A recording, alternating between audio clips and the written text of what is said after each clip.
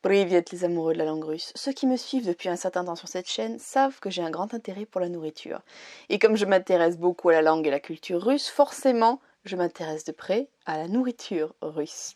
J'ai donc demandé à ma super prof de russe, Elena Melidina, quelles sont les petites choses indispensables à goûter quand on va en Russie ou que l'on peut se procurer de la nourriture russe.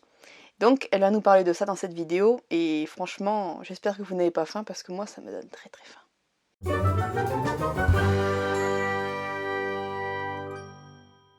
Mais avant de lancer le sujet, vous savez très bien qu'Elena a sorti sa formation Le Russe de A à Ya. C'est aujourd'hui le dernier jour de promotion, donc si vous voulez en profiter, je vous mets le lien directement en barre d'infos pour aller directement vers cette formation. Cette formation est pour les débutants en russe, ceux qui ne savent pas par où commencer l'apprentissage du russe, ceux qui n'ont pas forcément de méthode, qui ont besoin d'être guidés, sans forcément besoin d'avoir un suivi avec un professeur, avec des cours en individuel. C'est une super formation, qualitative, tout ce qu'il faut. En tout cas, moi je regrette de ne pas l'avoir croisée avant, au tout début quand je me suis lancée, parce que c'est vraiment super bien. Voilà, bref, instant pub terminé, vous savez où trouver les informations. Bonjour! Здравствуйте! Здравствуйте всем вам, дорогие любители русского языка! Écoutez, aujourd'hui, c'est le sujet plutôt miam-miam, plutôt très très bon. Pourquoi? Parce que je vais parler de bonnes choses qu'on trouve en Russie et qu'on ne trouve pas ailleurs ou vraiment pas en telle quantité ou en telle qualité. Là, vraiment, la chose qui me manque énormément ici, bon, je me suis débrouillée, j'ai trouvé des solutions. Je vous révèle ça par la suite. Ce sont des produits laitiers, mais frais. Vous savez, pas avec plein de conservateurs qui se gardent pendant des mois et des mois. Bon, voilà quoi. Bon, je sais pourquoi ça se passe. Voilà, c'est pour peut-être ne pas gaspiller et ainsi de suite, ou plutôt que ça arrange les grandes surfaces pour que voilà, il y a plus de flux et il y a toutes des règles. Bon, enfin bref, on s'en passe. Le truc, c'est que vraiment ça manque parce qu'en Russie, les produits laitiers déjà dans les magasins ou au marché, ils sont frais. Forcément, ils ne vont pas se conserver pendant très longtemps. Et il y en a les comme ça. Donc attention, donc comme en France par exemple, comme en Europe, dans les grandes surfaces, il y en a, mais le goût, là, celui qui a connu le goût du, du lait de ferme par exemple et du fromage blanc, de la faisselle de ferme, donc voilà, on veut plus autre chose quoi. Mais bon, on est un petit peu obligé et donc du coup les produits laitiers, surtout tout ce qui est donc à la base de lait caillé, donc commençant par kéfir, qui est vachement bon déjà et c'est hyper bon pour les intestins, donc pour l'estomac. Donc voilà, kéfir, vous le trouverez en Russie dans tous les rayons. Donc je vous conseille de le goûter. Donc voilà la photo pour démonstration. Il y a plein de sortes. Donc bon, après c'est chacun ils ont des petits goûts différents en fonction des producteurs, donc vous allez découvrir. Et justement pour tout ce qui est aussi à la base de lait caillé, donc c'est de la faisselle, on la trouve en France, oui, et heureusement, et c'est grâce à ça que j'ai pu me débrouiller parce qu'avant je courais dans les fermes pour essayer d'avoir le fromage blanc non battu, faire voilà tout ce qu'il me fallait pour avoir du donc tvorog.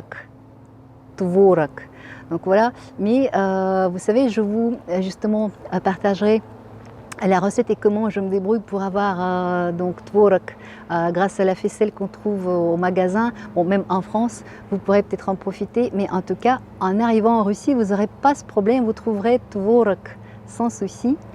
Donc c'est pour vous dire, pour expliquer un petit peu mieux, si vous ne connaissez pas encore, donc là, de la faisselle, égoutter tout simplement. On met dans un tissu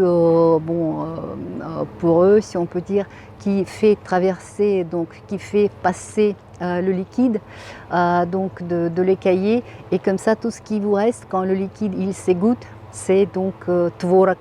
Donc tvorog, et vous pouvez faire des choses délicieuses avec. Donc du coup en Russie, il n'y a aucun problème, vous trouvez ça sur donc dans les marchés, surtout il est meilleur. des fermes. Donc forcément des fermiers, ou dans les magasins aussi, il est emballé, voilà, vous le trouvez pour justement faire des petits beignets ou la tarte de tvorog ou pasche. Donc là c'est tout un gâteau pour Pâques. Bon, enfin, c'est délicieux, c'est délicieux. Donc, et ça manque beaucoup quand on est habitué à ça et qu'on arrive donc à l'étranger, je veux dire de la Russie à l'étranger. Donc voilà les produits laitiers. Donc je vous conseille donc kéfir, tvorog, les incontournables, et même le lait. Donc là le goût du lait, pas celui que vous regarderez l'étiquette.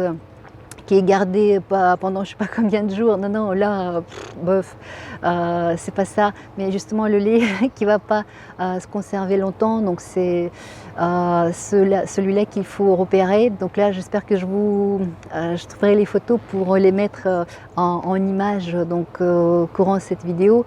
Donc c'est trop bon. Le goût, là, vous allez l'adorer. Et surtout avec les gâteaux. Donc secs russes qui sont au chocolat, au sang. Il y en a plein de sortes. Ça s'appelle pechenye юбилейное. Mais écoutez, tous les membres de ma famille donc française, mes amis, ils en raffolent.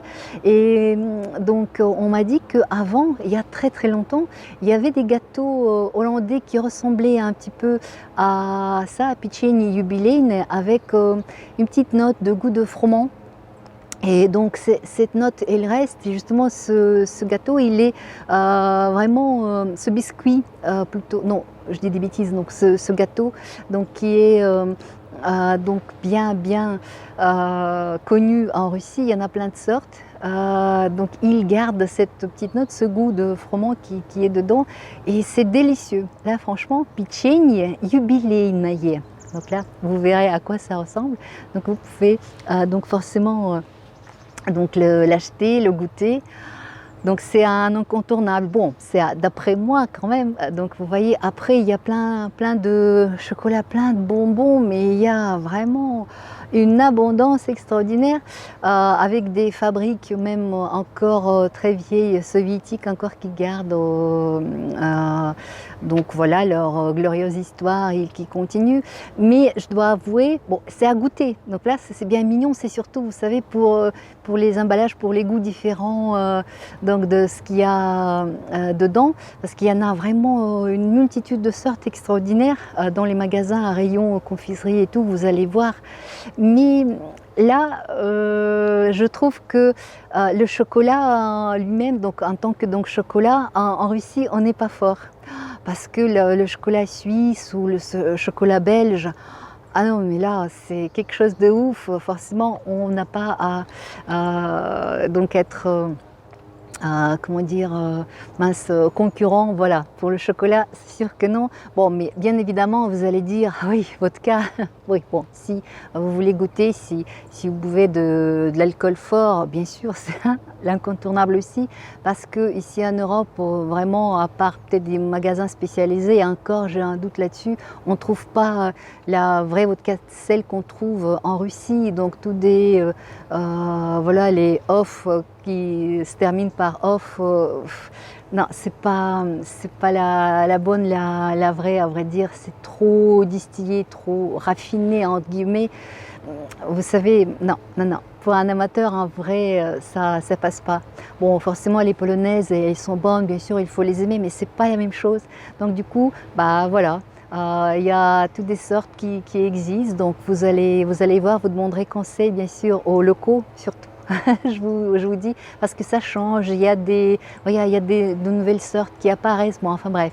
Donc là, bon, bah après, qui dit vodka, bon, caviar, hein. Donc caviar, mais vous savez, pour bon, caviar noir quand même, il faut dire, c'est hors de prix, quoi, c'est quand même trop cher.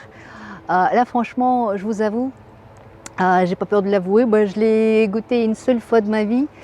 Bon, après, non seulement pour le prix, mais moi j'ai trouvé que pour ce que c'est en tant que goût, par rapport au prix qu'il faut payer pour, non, ça, voilà, ça vaut pas la peine. Bon, mais de toute façon, c'est chacun a ses moyens, voilà quoi. Moi, j'ai pas les moyens d'acheter et de manger du caviar noir à la longueur de temps, donc voilà, c'est pareil. Donc on roule dans une Peugeot 205 ou on roule dans une Mercedes. Si on n'a pas les moyens pour la Mercedes, on va pas se ruiner pour se l'acheter. Bon, voilà quoi.